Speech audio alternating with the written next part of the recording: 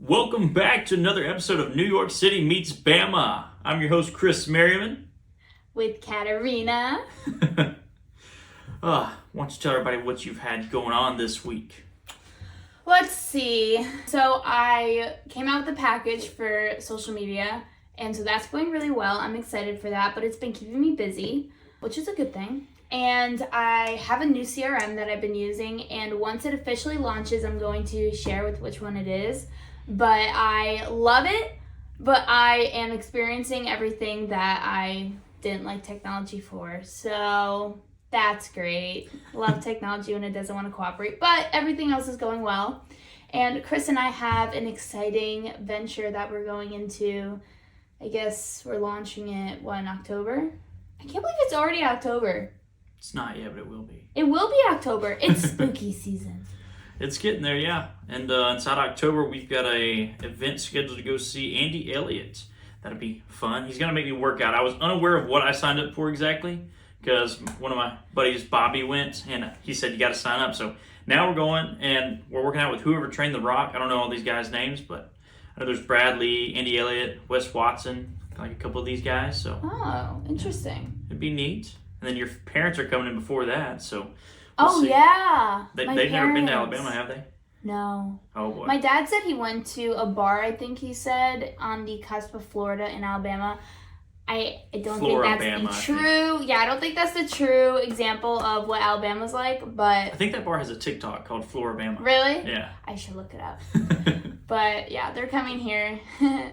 Let them experience the true Alabama life and hide the other parts. We'll see. Maybe he'll like it. Oh, yeah, well... My mom already told me that she was willing to move to Alabama before she even came here. It's going to be perfect. She misses her baby girl. Yeah, and they're going to drive all the way back to Connecticut. So that's going to be... Oh, has your dad ever drove that far? Yeah. I only know him We've driven to Florida. From Connecticut? Yeah, that was 24 hours. That's awesome. Okay, I don't think it's 24 hours, but... Yeah, it is. To Miami? No, to Orlando. I don't think so. We're looking it up. I want to know. All right, well... No, I'm looking it up. Okay. Florida to... Uh-huh. Oh, drive. I didn't put that. Yeah. Now we're getting all the flights. Yeah. Flights are too expensive. Oh, you're right. 18 hours. Yeah. Makes better sense. Maybe 24 hours because you're in the car.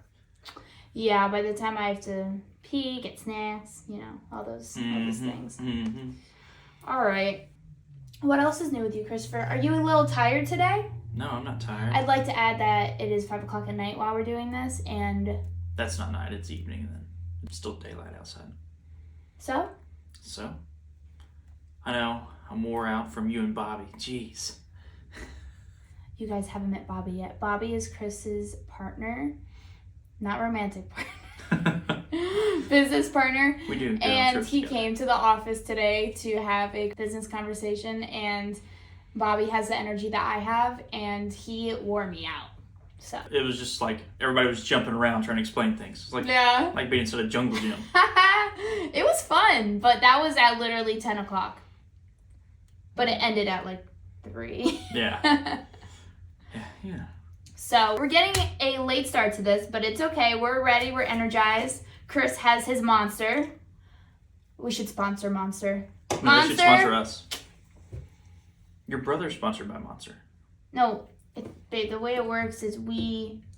Okay, I see. Never mind. Anyway, back to business. Okay. What is this podcast episode going to be about? We're going through some of the ups and downs and mindset needed to handle it as a young entrepreneur. And we all know that.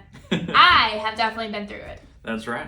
At least me. I know Chris can handle his emotions, but I cry like every other day. No, I'm just kidding. That was in the beginning. Now it's just once a week. I don't think it's because of the entrepreneur journey. I think it's just who you are. And question 1. Well, anyway. So, as a young entrepreneur, do you ever experience doubt? Oh my God, all the time. Although doubt now looks more like just chitter chatter in my head that I try to block out. I feel like doubt happens a lot when you don't have confidence in the work that you're providing. And if you just build up your confidence and do all the things to build that up, then your doubt will decrease. But also just surrounding yourself by the people that are super positive around you and believe in you will also increase your confidence and your capability to keep going. But is a lot of it actually doubts, or is it like, what is your internal thoughts saying? It's chitter chatter. It's literally you just looking at yourself like there's everything that's negative and no positive. You aren't looking at what everyone else is seeing, the positive parts, the things that are actually going well. You're only looking at the little tiny parts that are going slightly wrong. Yeah, I think that's natural human behavior too, because everybody can strive to do better, but as soon as they're running from pain, they move a lot faster. So if you're trying to climb a hill and you're like, oh yeah, I'm gonna win this, gold medal if I make it to the top, but if there's a fire climbing up the hill behind you, all of a sudden you're gonna make it a lot faster, right? Because it's a lot easier to run from the pain than it is run for the glory. So you're saying that the doubt is the pain that we're running from? No, I'm saying it's your own internalization of thoughts that's creating the chitter chatter, right? So the chitter chatter is your body your mind trying to process your emotions in a way that can drive you or stop you, because it's your fight or flight mode kicking back and forth. It's chitter chatter, right? It's fight or flight. And your body prefers to be pushed because it can drive away from that a lot easier, whereas you have to train yourself to push forward as an entrepreneur. Yeah. It's interesting. Mm-hmm.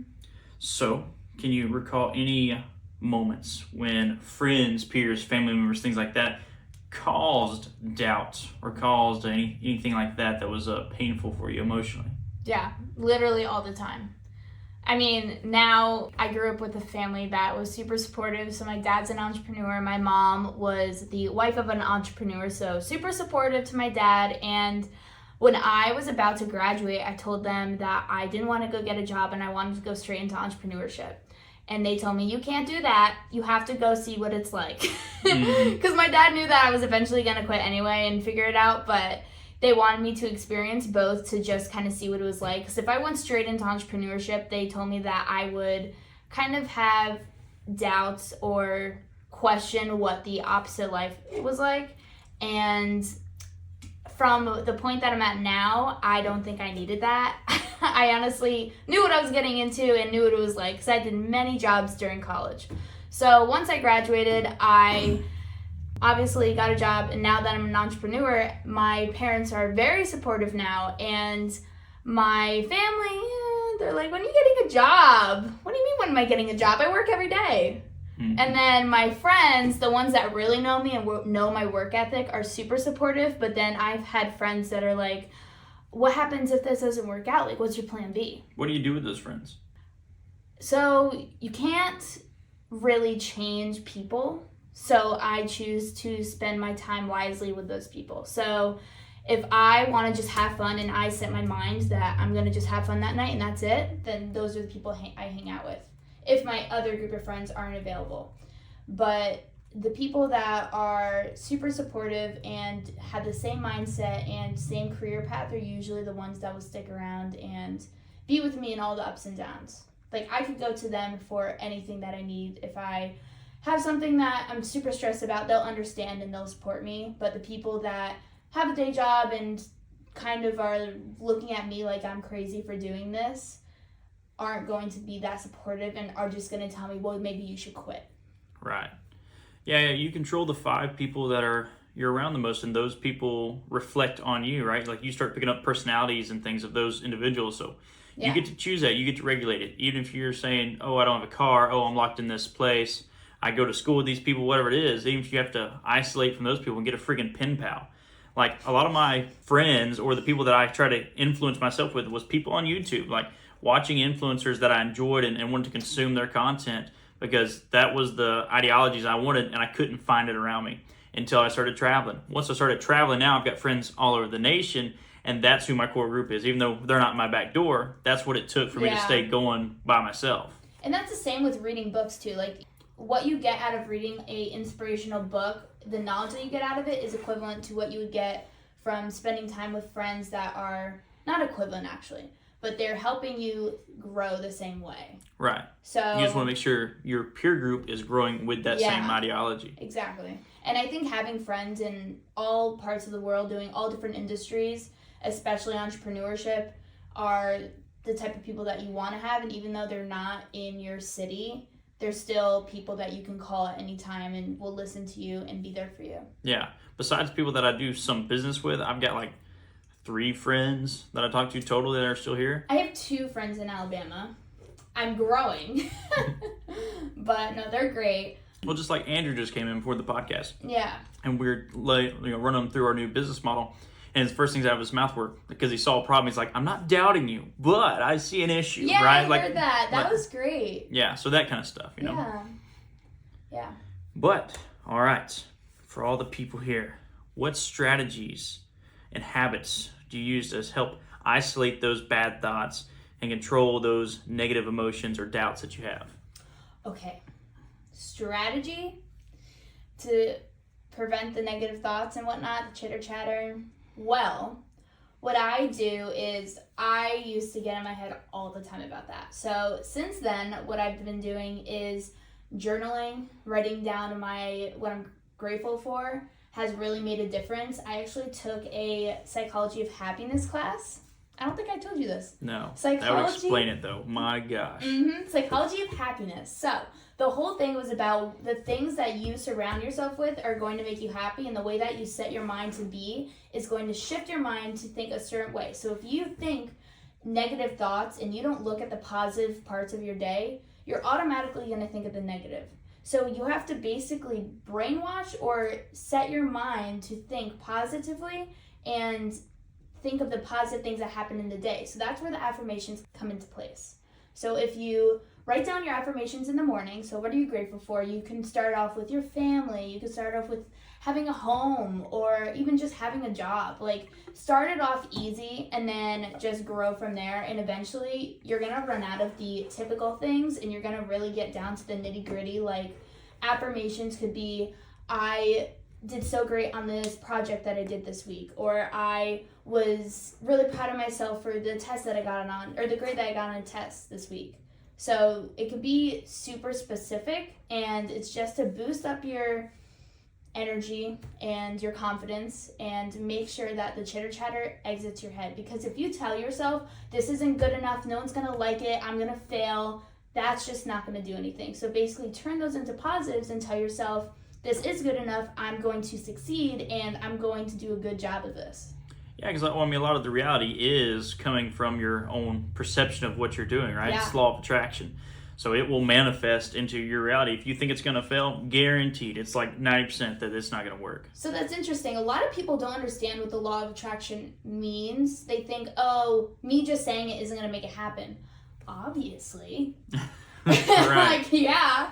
But the point is, you're telling your mind something, you're saying it out loud, putting it out into the universe, so it kind of brainwashes everyone else that this is going to happen, and they're expecting it. So internally, you're thinking to yourself, okay, if I'm saying to my friends that this is going to happen, I need it to happen. So you're going to set actions in place for that thing to happen, and you set it out in the universe, and then it happened because you took action. Yeah. If you don't take action, it's not going to happen. Yeah, the first time that we closed a house in 3 days, we were like desperate for the money. We needed it bad. Yeah. And we'd never done anything nowhere near that. We were actually on a beach vacation whenever it happened, and Andrew was with me there. How long ago was that? I don't know, a couple years ago, something like that. Probably 2 years, 3 years. Really? Yeah. Oh. So it was intriguing, but we did that, and it was a lot of law of attraction because we were doing something that we had never accomplished before. Mm-hmm. So instinctually, everybody said it was impossible. But it was just me almost rooting for myself that, hey, we're going to keep pushing. We know it's about to happen. It's about to happen. Yeah, you're going to have people that are going to tell you that's not possible. Like, I'm not going to name names, but someone in my life has told me that you can't be a influencer. It's so hard to be an influencer. You should just quit now so you don't fail. Oh, like, yeah. That's not an option. Yeah. As an entrepreneur, even just like any human, you shouldn't set yourself to expect to fail. Right. That's like being overweight, wanting to lose weight, going into the gym and just expecting yourself not to lose the weight. Not expecting yourself to run a mile because, oh, I can't do it, I'm not capable, because everyone else told me I can't. You're the only person that's living your life, and you have to just believe in yourself, because no one else is going to see the hard work you put in. No one else is going to really see the reward that you get until you are at the very top, because you didn't listen to them. And they're going to stay in that spot. That's right, yeah. They'll root for you while you're below them, and then as soon as you start creeping past, they'll start dragging you back down. Misery loves company. Ooh. Good one. All right. So with all those thoughts and all the external influences from friends and family and such, how do you tell who's actually helping you that has constructive criticism versus who's just a hater that's got no baseline? They're not really your friend. You're just around them and they're actually just trying to drag you down to where they are or keep you down. Yeah.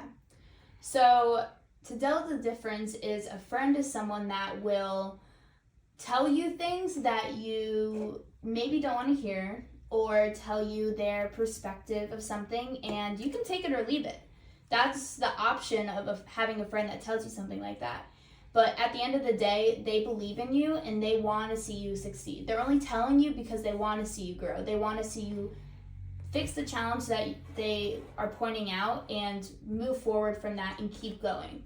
Someone that is just telling you, oh, I don't like this, this, and this, and this, and I don't think you're going to be successful. That person doesn't want to see you grow. That person doesn't want to actually help you. They're just trying to put you down because they know and are jealous that you're going to succeed eventually, and they want to just bring you down with them. Yep.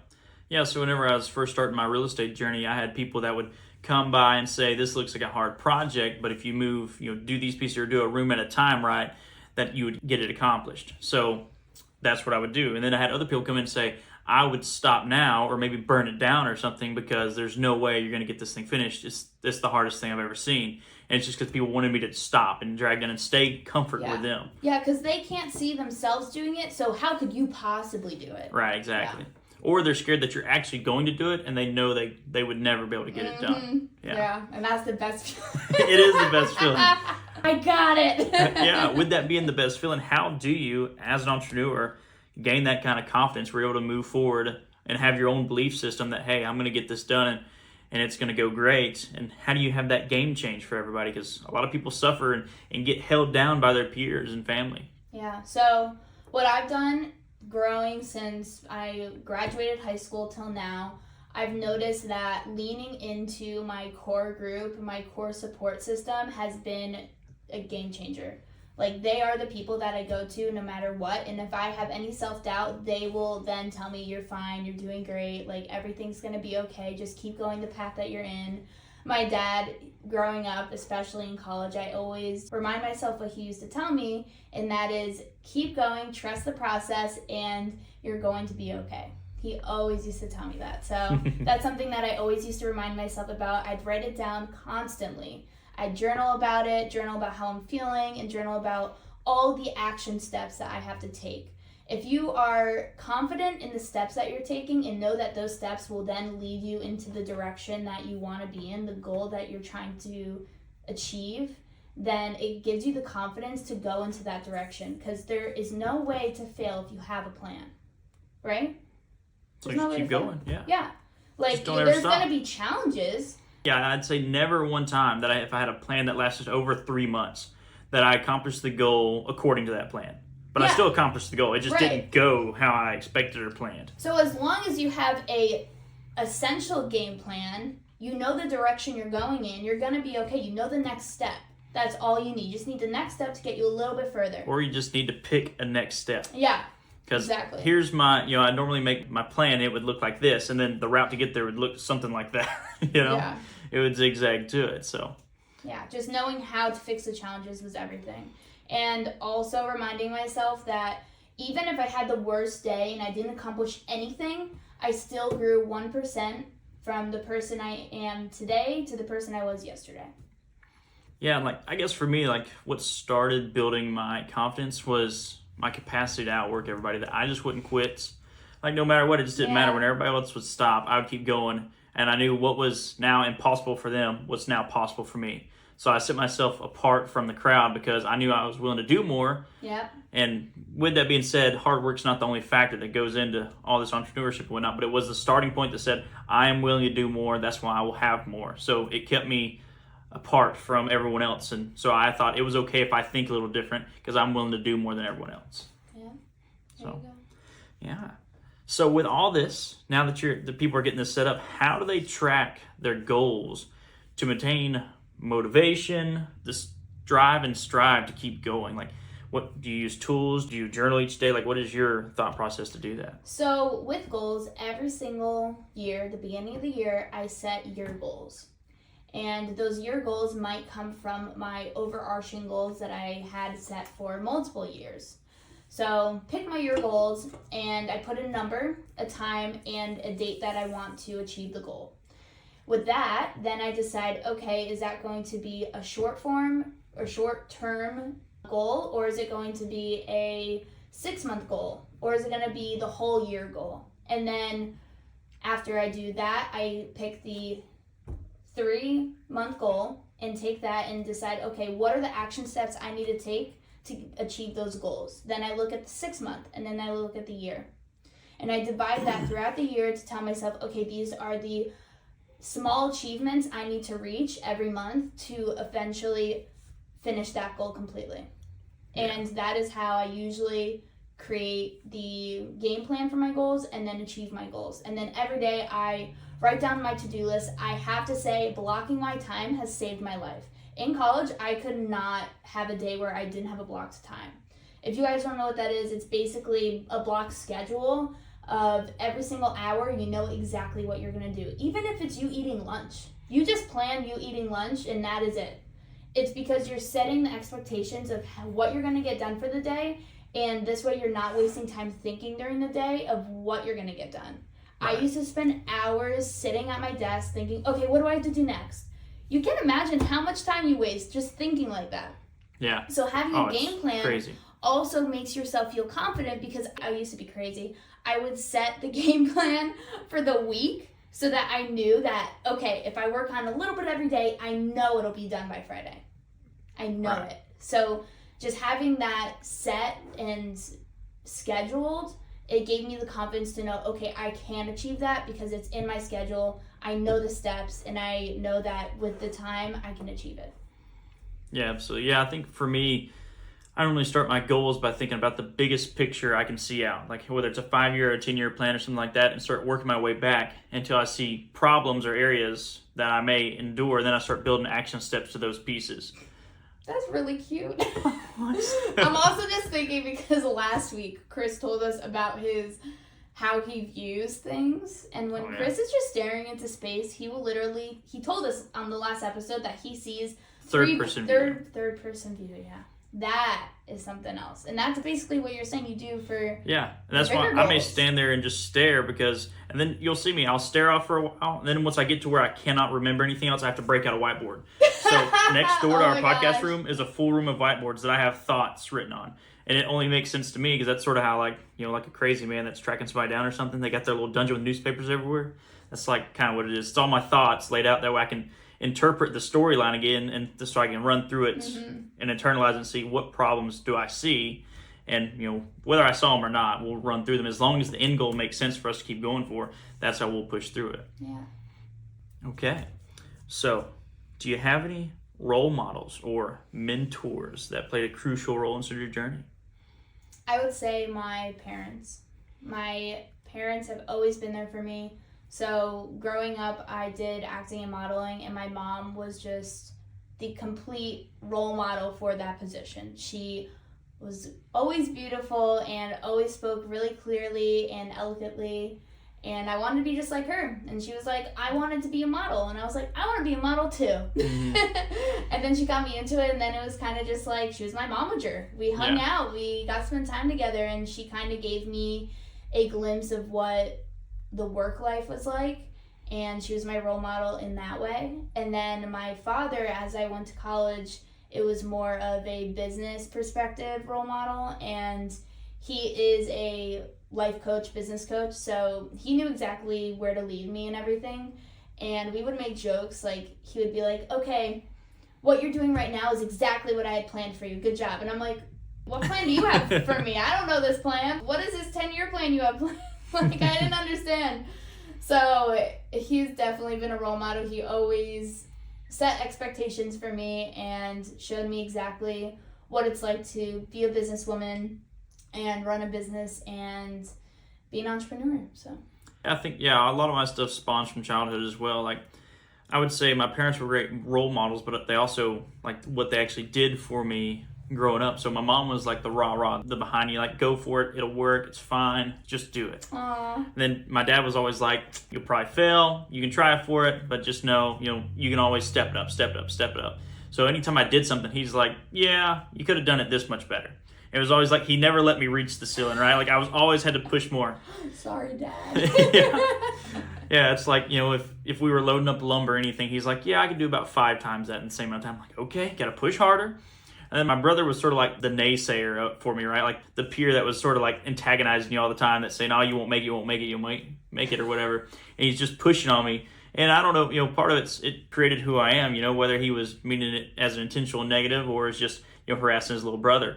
Either way, to me, it was real at that age. As a kid, I was like, okay, I've got to prove something all the time. Yeah. So it helped create me. But once I got out of that mindset from a child, I had to start hiring mentors. And that was a huge thing because I didn't have anybody. Nobody in my family, none of my peer groups. Everybody said, don't hire a mentor. Why would you give those gurus and scammers your money? Which was crazy because even my parents, I know they went through mentorships, but it's different whenever they're thinking about, I guess, their kid spending money and things. And the dollar amounts nowadays seem to be a lot higher. Inflation's real. Yeah. So, but it was a mandatory thing, and I'm glad I made the leap whenever I was 19 to get my first mentor. And I've had multiple since then, but it was 19? required. Yeah. You were just a little bean. Just a little bean. Yeah, and it was, but it was a good learning curve, and I would suggest anybody take a leap, whether it's inside your field of expertise or what you want to be your field of expertise, or it's just a life coach. I prefer somebody that's got some middle ground that has been in your industry and a life coach because, your personal growth is huge for accomplishing this. If you can have all the knowledge in the world, you can watch all the YouTube videos and whatnot and figure out all of it, but if you can't ever take the action steps, can't ever move because of fear of loss or whatever's going to happen, or, someone that was uneducated, that didn't have the life you wanted, told you it's a bad idea and you listened, right? Those are all problems that will stop you from succeeding. That's why life coach is so important. Just like I went to a BNI meeting this morning, there's like always a business and life coach there, even whether it's your local area or a national guy, whatever it is. You need to find who fits with you and make sure your ideologies line up and let them help drive you forward. It's necessary. Yeah, if I didn't have my dad, I feel like I probably would have ended up either in therapy.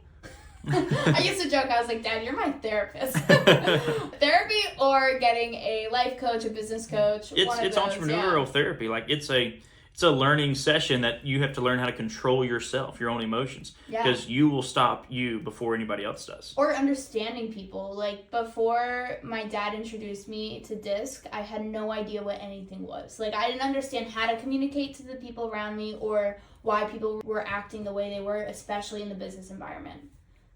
Yeah, absolutely. So would you have any other advice for someone that's looking to get a mentor? If you're looking to get a mentor, I would start with someone that, like we said, is a life coach, a business coach, someone in the middle, because they can guide you kind of in the direction that you're looking for, even if they think that it's not them completely. They'll lead you to someone that maybe is in your industry that specializes in that. Like not promoting Andy Elliott, but we are going to one of his one-day events, or I guess it'll be a 2-day event, but same thing. He's talking about a particular genre or industry, but at the same time, he's also got a ton of mindset strength and things like that as well. So he's not saying he's the guy to go to, but people like that who also, they built their own journey and they know what needs to be translated back to you, right? He'll go through a lot of mindset and things like that, but the problem is with something like that, it's not repeat. So you go to a one-time event, you're all jacked up and rah-rah, and then 2 weeks later, you're back to the same old dump you're already in. So Chris, there's a way to change that. So a lot of people are like that for any event, regardless what it is. Yeah. They think of all these great ideas, are super motivated, but they don't write it down. They don't continue the enthusiasm that they have.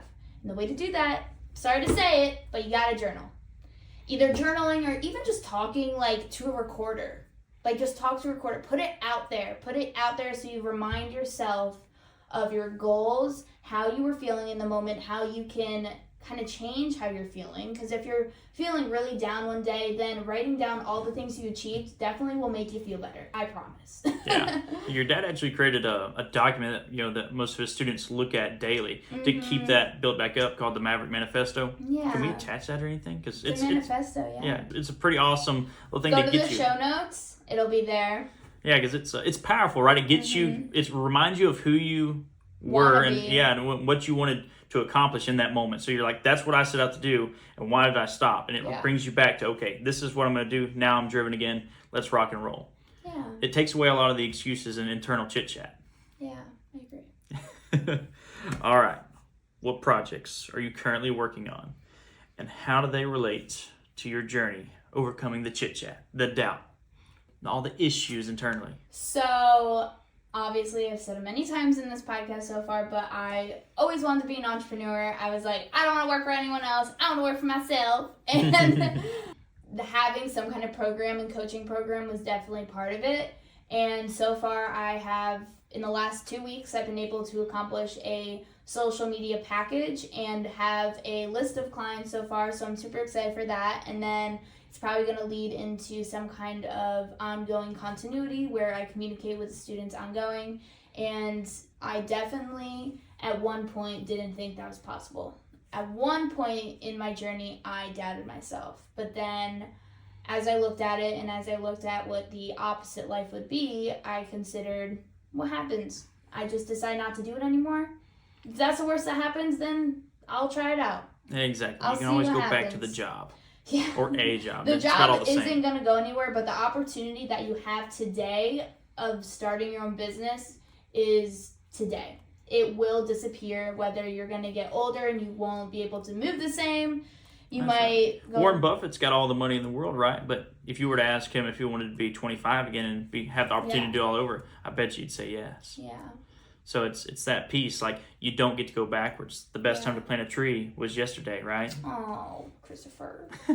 But on top of that, I've always wanted a podcast. We started a podcast together, and I am having so much fun with this. I hope you guys are too. And what else? Oh, we're starting another thing together that we mentioned that we're going to launch next month. We can't tell you guys yet. Surprise. But I'm super excited about that because I know we don't really talk about relationships just yet in this podcast series, but we're going to get into it eventually. And relationships is something that I always dreamed about. I always told my parents I wanted to have their relationship. I wanted to marry someone or be with someone that was just like them. Mm-hmm. And seeing how cute and kind they were to each other and growing a business together, that's exactly what I wanted. And now I have it with you, Christopher. Oh, yeah.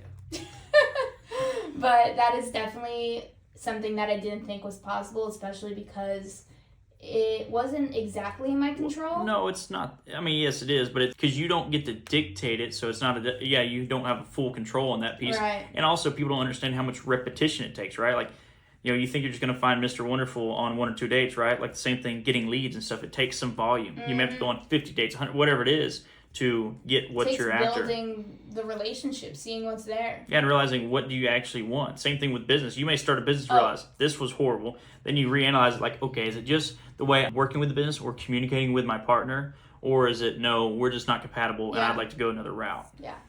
So, yeah, I learned that very young. I dated a guy from 15 to 19 and realized, yep, that's exactly what I don't want. But then I actually ended up writing down the exact person I wanted, and somehow, boop, I actually got a hold of that piece of paper, and I was like, okay, check that box. All right, we're good. Did you? Oh. Christopher! But yeah. So on top of my social media stuff, I'm also going to mention that I am growing my platform on TikTok and Instagram. So you'll get business advice, mindset advice, relationship advice on all those platforms. And the handle for that is at socialcat, social_cat. So if you want to follow me there, you can. But also, obviously, follow the podcast, support us at NYC Meets Bama on TikTok, Instagram, YouTube. I think that's it. And podcast, obviously. That's it.